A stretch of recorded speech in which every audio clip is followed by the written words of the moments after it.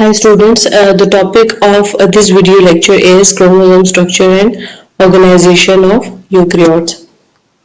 So here is the introduction about the DNA molecule. So in human, the average DNA molecule is 6.5 into 10 raised to the power 7 base pair in length.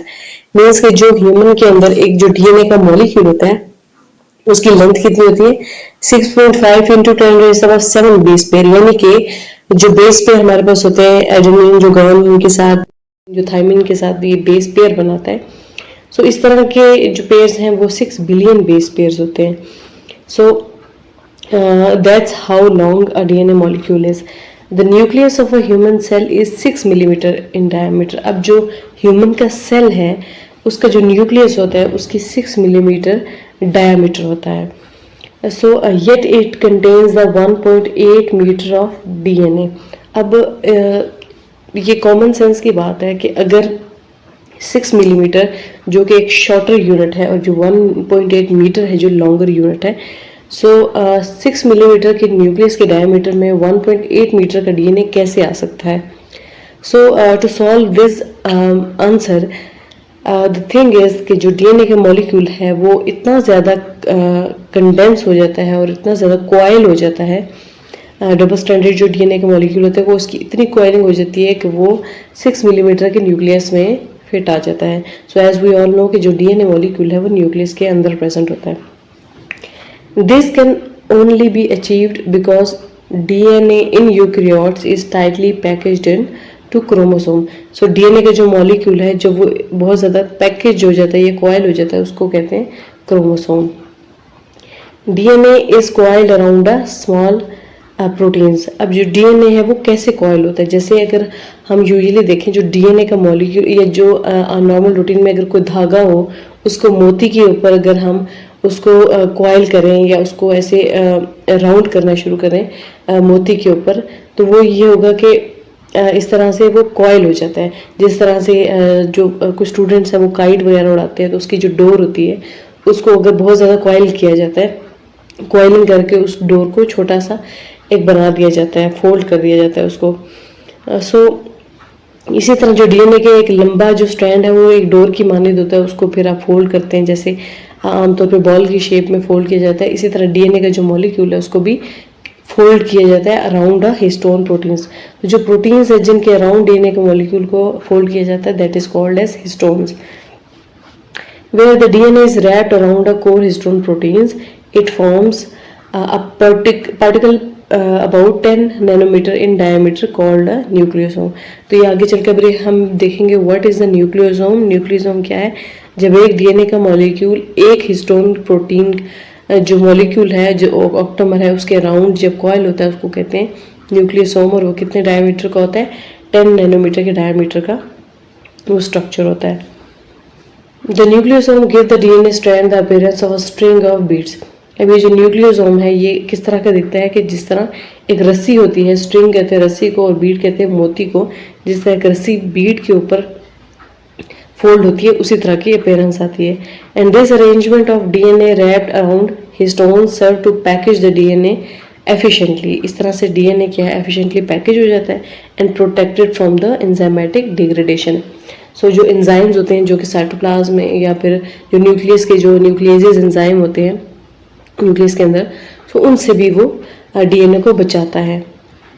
So when eukaryotic cell is preparing to divide, chromosome become very condense and are visible under the light microscope. So जब cell divide होने को होता है 1 से 2 में, तो जो chromosome है तब कंडेंस हो जाता है और वो विजिबल होता है under the light microscope. So next is the structure of the chromosome. So definition क्या है? ये है क्रोमोसोम हमारे पास. What is the definition of a chromosome? A thread like structure of nucleic acid and protein. यहाँ पे जो nucleic acid है इसका मतलब है यहाँ पे ये डीएनए को कहते हैं. A thread like structure of nucleic acid यानी कि DNA and protein found in nucleus of most living cells carrying genetic information in the form of genes. So what is chromosome? Nucleus plus protein जब मिलकर बनाती है chromosome, और ये जो chromosome होता है ये प्रेजेंट होता है न्यूक्लियस के अंदर, और इसके अंदर जो है जेनेटिक इन्फॉर्मेशन होती है। अभी जीन क्या होता है? क्रोमोसोम का स्मॉल सा पार्ट जो है वो जीन कहलाता है। वो पार्ट ये भी हो सकता है कोई भी छोटा स्मॉल सा पार्ट जिसके अंदर स्पेसिफिक जो कुछ बेसिस आ जाती हैं, जैसे कि हमारे नेल की प्रोटीन और होगी, हमारे हेयर की प्रोटीन होगी, और सॉरी जीन्स होंगी, वो होंगी। यहाँ पे इतना सा पोर्शन अगर हमारे किसी भी प्रोटीन के जीन्स का ये पोर्शन होता है, फिर वो आगे चल के ट्रांसक्रिप्शन के थ्रू जो प्रोटीन बनता है। So chromosome are made of 50% protein and 50% DNA. Each chromosome contain many genes that act as a blueprint or set of instruction for the cell. So जो chromosome है उसमें बहुत ज़्यादा genes होते हैं, so जो कि सेल को इंस्ट्रक्ट करते हैं कि किस सेल ने क्या बनाना है। क्रोमोसोम कंटेन 2 आइडेंटिकल क्रोमैटिड्स और सिस्टर्स। अभी जो क्रोमोसोम है, अब इसमें ये एक क्रोमैटिड ये है और एक क्रोमैटिड ये है। They are joined by centromere. ये जहाँ ये जो चीज़ है इसे कहते हैं सेंट्रोमेयर। सो अभी हमने क्रोमोसोम का स्ट्रक्चर देखा, वो कुछ इस तरह से स्ट्रक्चर देखा अभी जो पिछली स्लाइड में। लेकिन जो क्रोमोसोम होते हैं वो हमेशा पेयर की फॉर्म में प्रेजेंट होते हैं डिप्लॉयड ऑर्गेनिज्म में, और उन्हें कहते हैं होमोलोगस क्रोमोसोम। सो ये जो दो क्रोमोसोम होते हैं आपस में होमोलोगस क्रोमोसोम होते हैं। Diploid organism have 2 copies of each chromosome. Both copies are ordinarily identical in morphology, gene content and gene order. अब ये जो दो क्रोमोसोम हैं जिनका पेयर होता है, उनका जीन्स भी सेम होते हैं, जीन कंटेंट, उनकी मॉर्फोलॉजी या उनका स्ट्रक्चर भी सेम होता है, उनका जीन ऑर्डर या जिस सीक्वेंस से जीन प्रेजेंट होता है वो भी सेम होता है। So what is homologous chromosome? Homologous chromosome is inherited from separate parents. Mean ये वाला जो आएगा ये आएगा फादर से, और ये वाला जो आएगा ये वाला ये आएगा from the mother. So in human there are total 46 chromosome. How they are 46? इसी तरह के कुछ पेयर्स होंगे। टोटल हमारे पास वो क्रोमोसोम नंबर होगा वो 46। ये दो हैं, इसी तरह हमारे पास मज़ीद 44 क्रोमोसोम है। सो 46 क्रोमोसोम होंगे in the nucleus of a somatic cell. Autosomal chromosomes are homologous. जो ऑटोसोमल क्रोमोसोम दो टाइप्स के होते हैं, एक ऑटोसोमल क्रोमोसोम्स होते हैं, एक सेक्स क्रोमोसोम्स होते हैं। ये जो ऑटोसोमल क्रोमोसोम होते हैं ये क्या होते हैं अभी हम आगे चल के देखते हैं। एक्स एक्स आर होमोलोगस और X Y are non homologous. X X chromosome होते हैं ये फीमेल क्रोमोसोम होते हैं, और जो एक्स वाई होते हैं ये मेल क्रोमोसोम होते हैं। सो अभी हम इस क्वेश्चन को माइंड में रखते हैं कि Y X X are homologous and Y X Y are non homologous. तो इस स्लाइड में हमने क्या देखा कि एक तो डिप्लॉयड ऑर्गेनिज्म के पास 2 कॉपीज़ होंगी जो कि आइडेंटिकल होंगी in morphology, gene content and gene order. दूसरा दोनों जो हैं एक मदर से आएगा और एक फादर से आएगा। हमारे पास टोटल 46 क्रोमोसोम है। और उसके अलावा जो ऑटोसोमल क्रोमोसोम होते हैं ये सारे होमोलोगस क्रोमोसोम होते हैं। और ऑटोसोमल के अलावा जो सेक्स क्रोमोसोम होते हैं, यानी कि ये दोनों हमारे पास आ गए सेक्स क्रोमोसोम, जो कि एक्स वाई या एक्स एक्स क्रोमोसोम होते हैं। एक्स एक्स होते हैं फीमेल के, एक्स वाई होते हैं मेल के। तो ये जो एक्स वाई है ये नॉन होमोलोगस है, जबकि एक्स एक्स इज होमोलोगस, यानी एक्स एक्स सेम होगा जबकि एक्स वाई जो है उनका डिफरेंट होगा। अब वो कैसे डिफरेंट होगा हम आगे चल के देखते हैं। सो ये हमारे पास जो एक पूरी की पूरी एक ह्यूमन जो सेल है उसकी कैरियोटाइप है, यानी उसके उनके अंदर जितने क्रोमोसोम है वो हैं। अभी देखिए एक पेयर ये होगा, एक ऐसा पेयर होगा, एक ये हो गया, दूसरा पेयर ये हो गया, तीसरा पेयर ये हो गया। सो एक्चुअली में ये एज अ पेयर प्रेजेंट है। सो हमारे पास इस दो इसमें आ गए, दो इसमें आ गए, दो इसमें आ गए, इसी तरह करते करते हमारे पास यहाँ पे 22 पेयर्स हैं। लेकिन 22 पेयर्स का मतलब है कि वो 44 क्रोमोसोम है। अगर 22 हैं तो जाहिर है दो दो हैं हर पेयर में, तो टोटल कितने हो गए 22 में 44 क्रोमोसोम हमारे पास आ गए। ये सारे हमारे पास यहाँ से ये लेकर यहाँ तक हमारे पास 44 क्रोमोसोम है, और ये 44 क्रोमोसोम है ये ऑटोसोमल क्रोमोसोम है। सो ऑटोसोमल क्रोमोसोम है ये वाले, और ये जो बाकी दोनों है ये हमारे पास सेक्स क्रोमोसोम है। ये वाले जो एक्स वाई ये मेल हो गए और ये फीमेल हो गए। सो अगर हम देखें, अब मैंने अपनी पिछली स्लाइड में देखा कि एक्स एक्स हैं वो होमोलोगस हैं और XY नॉन होमोलोगस हैं। एज वी कैन सी कि जो XX है इनका gene content, gene order, morphology same है, जबकि XY है इनके जो Y की लेंथ छोटी है जबकि X की लेंथ बड़ी है। So XY are non homologous, XX are homologous. Okay, इस स्लाइड में भी, इस स्लाइड की समरी ये है कि ये हमारे पास 46 क्रोमोसोम होंगे, जिसमें से 44 ऑटोसोमल होंगे और जो बाकी 2 रह गए वो अगर तो मेल है उसमें XY होगा, अगर फीमेल है उसमें XX होंगे। सो टोटल हमारे पास 46 क्रोमोसोम होते हैं ह्यूमन बॉडी में। नेक्स्ट इज़ ये एक डायग्राम है जिसके अंदर ये हमारे पास एक न्यूक्लियस शो हुआ है। इसके अंदर जो क्रोमोसोम है वो काफ़ी कंडेंस फॉर्म है। सो यहाँ से कहानी शुरू होती है। ये DNA का मॉलिक्यूल है और हमारे पास फिर जो है ये ग्रे में हमारे पास ये वाली जो है ये हमारे पास हिस्टोन प्रोटीन्स हैं। सब होता ये है कि जो DNA का मॉलिक्यूल है ये हिस्टोन प्रोटीन्स के ऊपर रैप होता है। जिस तरह से रस्सी किसी मोती के ऊपर या धागा किसी मोती के ऊपर रैप होता है, इस तरह से ये रैप होता है। अब पहले ऐसी कॉइलिंग हुई, फिर इस तरह की कॉइलिंग हुई, फिर इस तरह की कॉइलिंग हुई, फिर कुछ इस तरह की कॉइलिंग होगी। सो कॉइलिंग बहुत ज़्यादा होती है, उसके बाद जाकर ये न्यूक्लियस में फिट आता है। सो आगे चल के हम इसकी डिटेल देखते हैं कि कैसे DNA स्टेप बाय स्टेप किस तरह से कंडेंस होता है या फिर वो किस तरह से कॉइल होता है। देख लेते हैं what are the histone proteins. Histone proteins अभी हमने पिछले स्लाइड में देखी, वो प्रोटीन्स हैं क्रोमोसोम रैप होता है। So the major protein component of the chromatin are called the histones. Most of the protein in eukaryotic chromatin consist of histones. जो ज़्यादातर प्रोटीन्स हैं उनका नाम है हिस्टोन्स। अब हिस्टोन्स की 5 क्लासेस हैं, H1, H2A, 2B, 3 एंड 4।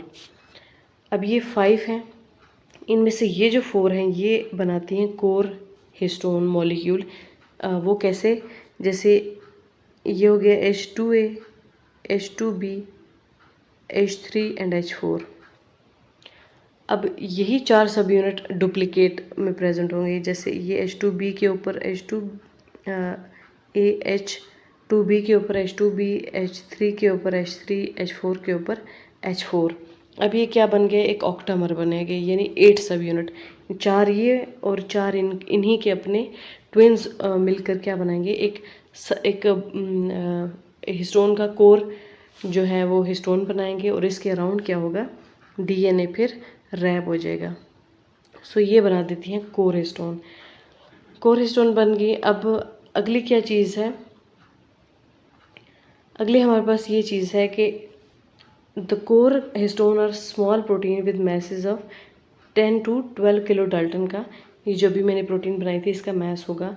अब H1 क्या है, H1 क्या है, H1 जैसे अभी हमने बताई, ये जो ऑक्टामर था ये जो इन चारों से मैंने बनाया था, इनके साथ एक H1 प्रोटीन अटैच होती है जो कि लिटिल लार्जर होती है और इसको 23 किलो डाल्टन का इसका मैस होता है। सो ये होती है H1 histone, H1। So what is the purpose of H1 histone. अब DNA तो इसके अराउंड जो कोर हिस्टोन है इसके अराउंड रैप होता है, बट ये जो H1 है ये क्या करती है, ये लिंक करती है एक DNA को दूसरे एक हिस्टोन से दूसरे हिस्टोन के दरमियान बाइंडिंग को। ये अब हम आगे चल के देखते हैं, आपको समझ आ जाएगी। All the histone proteins have large positive charge. अब अगर कॉमन सेंस की बात है, एज वी नो कि DNA का जो मॉलिक्यूल होता है उसके ऊपर कौन सा चार्ज होता है, नेगेटिव, और जो हमारे पास हिस्टोन प्रोटीन होती है उसके ऊपर पॉजिटिव चार्ज होता है। अब इस अट्रैक्शन की वजह से ये जो DNA का मॉलिक्यूल है ये जो है वो क्या होता है, DNA के हिस्टोन के अराउंड कोआइल हो जाता है। So it is easy to coil. अब हिस्टोन के ऊपर वाई ये चार्ज क्यों आता है, हमारे पास ये पॉजिटिव चार्ज लाइजीन और आर्जिनिन बेसिस की वजह से होता है, जिनके ऊपर पॉजिटिव चार्ज होता है they will give the histone a positive charge. इसका मतलब है ये है कि DNA this mean the histone will bind very strongly to the negatively charge DNA in forming the chromatin. इसका मतलब ये है कि जो हिस्टोन है उन पे पॉजिटिव हो गया, DNA पे नेगेटिव हो गया, तो स्ट्रॉन्ग बॉन्डिंग प्रोवाइड करेंगी और फिर उससे क्रोमेटिन बनेगा। सो व्हाट इज़ द नेक्स्ट, ये है नेक्स्ट इमेज। इसमें आप देख सकते हैं, अभी मैंने आपको पिछली स्लाइड में डिटेल में बताया, ये H2A है और ये H2B है, ये H3 है, ये वाला H3 है और ये H4 है। अब इन्हीं के जो डुप्लीकेट्स होंगे H4 का, ये H4 है, ये H3 है, ये H2B है और ये H2 है, ये क्या बनाएंगे, एक ऑक्टामर बनाएंगे, उसके अराउंड ये DNA जो है ये रैप हो रहा है। अब ये दरमियान में क्या है, लिंकर DNA इसको कहते हैं, और ये लिंकर DNA फिर जो है वो उसके बाद नेक्स्ट हिस्टोन के ऊपर रैप होता है। और ये अगर आप देख सकते हैं तो ये नैनोमीटर का जो डायमीटर है ये न्यूक्लियोसोम इसको कहते हैं, न्यूक्लियोसोम।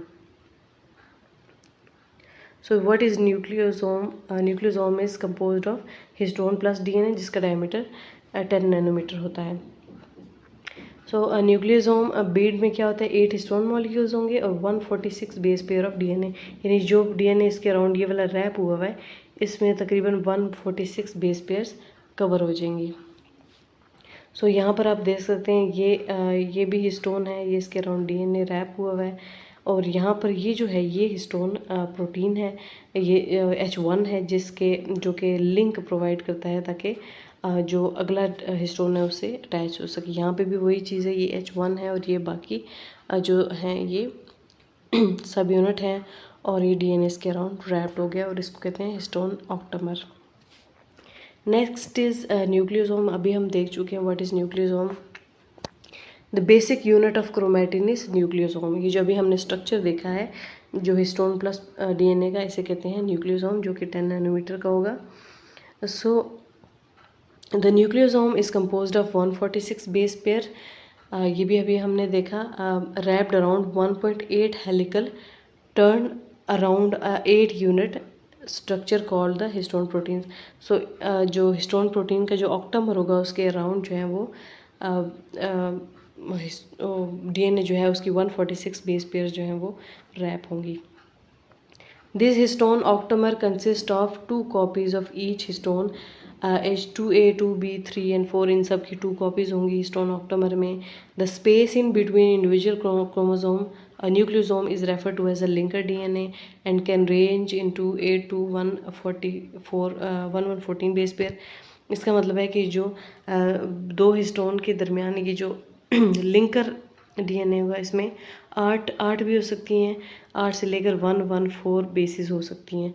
सो इसके दरमियान कुछ भी कितनी भी वैल्यू हो सकती है। With 55 base pair average, on an average आप कह सकते हैं 55 हो सकती हैं। इस लिंकर DNA में इतनी बेसिस हो सकती हैं, और जो न्यूक्लियोसोम के अराउंड कॉइल होता है DNA उसमें 146 बेस पेयर्स होते हैं। Linker DNA interact with linker histone. Linker DNA जो है वो लिंकर हिस्टोन के साथ इंटरैक्ट करेगा। देन व्हाट इज़ न्यूक्लियोसोम तो हमने देख लिया, वो था 10 नैनोमीटर का। अब हम देख लेते हैं व्हाट इज़ पोलीसोम। न्यूक्लियोसोम के बाद अगली चीज़ आ जाती है पोलीसोम। सो यहाँ पर अगर इस डायग्राम को अगर हम देखें तो ये जो डायग्राम है इसमें ये हिस्टोन्स हैं और ये DNA का मॉलिक्यूल है।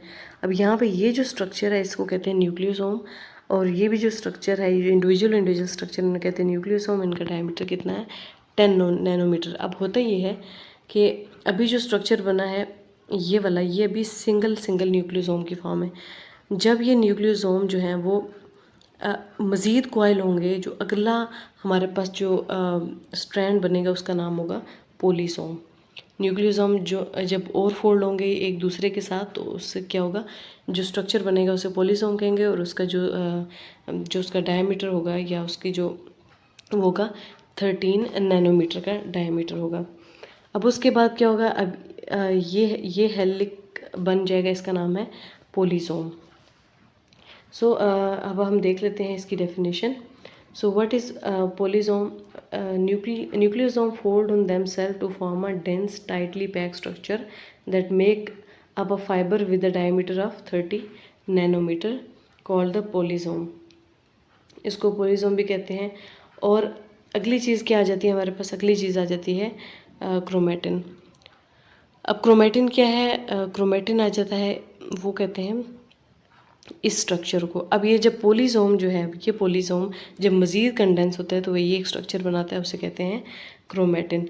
सो what is chromatin? Chromatin forms as a result of super coiling of helical fibre अब ये कितने डायमीटर का होता है, 300 का। सो सबसे पहली चीज़ बनी थी न्यूक्लियोसोम जो 10 नैनोमीटर का था, फिर बनी थी पोलिसोम जो 30 नैनोमीटर का था, फिर हमारे पास क्रोमेटिन बना जो 300 नैनोमीटर का है। अब अगली चीज़ जो हमारे पास बनेगी वो बनेगा क्रोमेटिड। अब ये जो सिंगल ये है क्रोमेटिड जो कि 700 नैनोमीटर का है, या फिर हम देख सकते हैं इसको भी क्रोमेटिड कह सकते हैं। सो अब इसके बाद जो है हमारे पास क्या बनेगा, ये हमारे पास क्रोमेटिन, और फिर ये जब मज़ीद कंडेंस होगा फिर ये हमारे पास ये क्रोमेटिड कहते हैं। सिंगल जो क्रोमोसोम का होती है, ये वाली जो सिंगल होता है इसको कहते हैं क्रोमेटिड, और ये जब पेयर बनता है इसको कहते हैं क्रोमोसोम। सो अगली चीज़ हम देख लेते हैं क्रोमेटिड क्या है। Chromatid condense piece of chromatin is called chromatid. Then ये हमारे पास ये ऑर्गेनाइजेशन का चार्ट है एक प्रॉपर, जिसमें सबसे पहले हमारे पास आ जाता है डीएनए, जिसका डायमीटर 2 नैनोमीटर का है। जब ये हिस्टोन प्रोटीन्स के अराउंड कॉयल होंगी तो ये अराउंड 10 नैनोमीटर की न्यूक्लियोसोम बनाएंगी। फिर ये जब मज़ीद कंडेंस होंगी तो सोलिनाइड फाइबर या फिर पोलिसोम बनाएंगे जिसका 30 नैनोमीटर का डायमीटर होगा। मज़ीद कंडेंस होंगी ये तो ये क्रोमेटिन बनाएंगे जिसका 300 नैनोमीटर का डायमीटर होगा। जब ये मज़ीद कंडेंस होगी तो फिर ये क्रोमेटिन जब मज़ीद कंडेंस होगा तो ये बनाएगा क्रोमेटिड जिसका 700 नैनोमीटर का डायमीटर होगा। जब क्रोमेटिड मज़ीद कॉयल होगा तो ये क्रोमोसोम बनाएगा जो कि एक पेयर की फॉर्म में होगा। ये हमारा फाइनल स्ट्रक्चर होगा। अब इसी तरह के मज़ीद जो है क्रोमोसोम जो हैं वो मिलकर के आप हमारे पास बनाएंगे 46 पेयर्स बनाएंगे क्रोमोसोम के, 23 पेयर्स, लेकिन इस तरह के 45 और होंगे तो ये क्या बनाएंगे 46 क्रोमोसोम जो है न्यूक्लियस के अंदर फिट आ जाएंगे। नेक्स्ट है यूक्रोमेटिन एंड हेटेरोक्रोमेटिन। यूक्रोमेटिन होता है अनकॉइल्ड और एक्टिव। ये हमारे पास इस स्ट्रक्चर और इस स्ट्रक्चर में डिफरेंस हमें साफ नज़र आ रहा है कि जो ट्रांसक्रिप्शन है या फिर ये जो स्ट्रक्चर है ये रिलैक्स है और ये वाला काफ़ी कंडेंस हुआ हुआ है। ये स्ट्रक्चर कहलाता है यूक्रोमेटिन जो कि रिलैक्स होता है। रिलैक्स होने का मतलब है इसकी जो जीन्स हैं वो अवेलेबल हैं। अवेलेबल होने का मतलब है कि इन जीन्स की आगे चल के ट्रांसक्रिप्शन हो सकती है ताकि ये यूज़ हो सकें। अब यहाँ पे ये वाली जो जीन्स हैं जो कि हेटेरोक्रोमेटिन के स्टेज में ये कंडेंस है और इनएक्टिव है, ये अवेलेबल नहीं है for the further processes. So this is a difference between euchromatin and heterochromatin. This is the हमारा histone modification. What is next है हमारे पास हिस्टोन मॉडिफिकेशंस। हिस्टोन मॉडिफिकेशंस क्या है? हिस्टोन को मॉडिफाई किया जाता है। हिस्टोन को मॉडिफाई इसलिए किया जाता है कि सम टाइम जब बहुत ज़्यादा कॉयल हुआ डीएनए हिस्टोन के अराउंड तो उसकी जो उसकी अवेलेबिलिटी कम हो जाती है। सो अब सम टाइम कुछ ऐसे प्रोसेसेस करने पड़ते हैं सो दैट हिस्टोन और डीएनए जो है वो यूक्रोमेटिन या हेटेरोक्रोमेटिन की स्टेजेस में आ जाएं, सो दैट या तो वो एक्टिव हो जाएं या इनएक्टिव हो जाएं। जब ज़रूरत हो तब एक्टिव हो जाएं, जब नहीं ज़रूरत जीन्स की तब इनएक्टिव हो जाएं। सो सबसे पहली चीज़ है हिस्टोन एसिटाइलेशन। एसिटाइलेशन का मतलब है कि हिस्टोन के साथ एसिटाइल ग्रुप अटैच करना। जब हिस्टोन के साथ एसिटाइल ग्रुप अटैच किया जाता है उससे होता ये है कि ये कौन करता है? सबसे पहली चीज़ हिस्टोन एसिटाइल ट्रांसफरेजेस, ये कुछ एंजाइम है जो कि ये प्रोसेस करती हैं, ये एसिटाइल ग्रुप को ऐड करती हैं। It reduces the positive charge and weakens the interaction of histone with DNA. अब होता ये है कि डीएनए के जो हिस्टोन का मॉलिक्यूल है उस पे पॉजिटिव होता है, डीएनए पे नेगेटिव होता है। अब जब आप हिस्टोन के पॉजिटिव चार्ज को कम कर देंगे तो फिर उनका इंटरेक्शन ऑटोमेटिकली कम हो जाएगा। तो इससे क्या होगा कि फिर जो इंटरेक्शन वीक होगा तो वो मोर अवेलेबल हो जाएंगे। So it facilitate the transcription by making DNA more accessible to RNA polymerase. तो उससे होता ये है कि फिर डीएनए एक्सेसिबल हो जाता है फर्दर जो भी ट्रांसक्रिप्शन करनी है उसके लिए। अगली चीज़ हमारा histone methylation. What is it histone methylation? Obviously इसमें मिथाइल ग्रुप ऐड होगा। कौन करेगा? हिस्टोन मिथाइल ट्रांसफरेजेस करेंगे। Methylation can result in activation और रिप्रेशन। उसमें मिथाइलेशन से एक्टिवेशन भी हो सकती है और रिप्रेशन भी हो सकती है। अगली चीज़ है histone phosphorylation. Obviously phosphoryl group attach होगा, प्रोटीन काइनेसिस ये काम करेंगी। They will also do the same, जैसे कि एसिटाइलेशन में हुआ था, they will reduce the positive charge, weakens the DNA and histone interaction and facilitate the transcription and make the DNA more accessible to RNA polymerase. ये है जी image जिसके अंदर ये है ग्रीन में स्टोन टेल्स हैं। अब इनके साथ ये पिंक में जो है ये स्टाइल ग्रुप ऐड किए गए हैं, ये स्टाइल ग्रुप ऐड किए गए। तो उस सूरत में ये हमारे पास जो हिस्टोन है ये आपको दूर दूर नज़र आ रहे होंगे, ये अवेलेबल हैं। जबकि यहाँ पे मिथाइल ग्रुप आपको नज़र आ रहा होगा। मिथाइल ग्रुप अटैच करने से ये जो है वो इनएक्टिव हुआ है। सो मिथाइल ग्रुप डीएनए को इनएक्टिव भी कर सकते हैं, एक्टिव भी कर सकते हैं। सो डिपेंड अपॉन कि वेयर इट इज़ मिथाइलेटिंग। सो यहाँ पर ये मिथाइल ग्रुप उसको इनएक्टिव कर रहा है। So this is the summary where the chromosome या न्यूक्लियस या डीएनए कहाँ प्रेजेंट होता है। सो यूकैरियोट्स में न्यूक्लियस में और प्रोकैरियोट्स में साइटोप्लाज्म में प्रेजेंट होता है, क्योंकि प्रोकैरियोट्स में न्यूक्लियस नहीं होता। स्ट्रक्चर कैसा होता है, यूकैरियोट्स में डबल स्ट्रैंडेड होता है और जो प्रोकैरियोट्स में है वो single circular chromosome composed of DNA with very और नो अटैच्ड प्रोटीन्स। यूकैरियोट्स में प्रोटीन्स के साथ अटैच होता है, जबकि जो प्रोकैरियोट्स है उसमें प्रोटीन के साथ अटैच नहीं, वेरी फ्यू प्रोटीन्स होती हैं। नंबर ऑफ क्रोमोसोम 46 होंगे यूकैरियोट्स में, जबकि प्रोकैरियोट्स में 1 है। रिप्रोडक्शन कैसे होगी, nuclear DNA is replicated as we know के जो डीएनए सबसे पहले रेप्लिकेट होता है, उसके बाद वो डिवाइड होता है, ताकि वो जो अगले जो भी सेल्स हैं जो 1 से 2 में डिवाइड होंगे, इनमें इक्वली जो डीएनए वो ट्रांसफ़र हो जाए। जबकि इसके अंदर क्या होता है, single circular chromosome is replicated prior to cell division, each daughter cell receive 1 copy of this chromosome. So इसके अंदर भी सेम वैसे ही होगा। एक्स्ट्रा क्रोमोसोमल डीएनए जो है यूकैरियोट्स में माइटोकॉन्ड्रिया में प्रेजेंट होता है, जबकि प्रोकैरियोट्स के केस में वो प्लाज्मिड में प्रेजेंट होता है। यानी जो मेन डीएनए उसके अलावा भी डीएनए हो सकते हैं। And that was it for the lecture.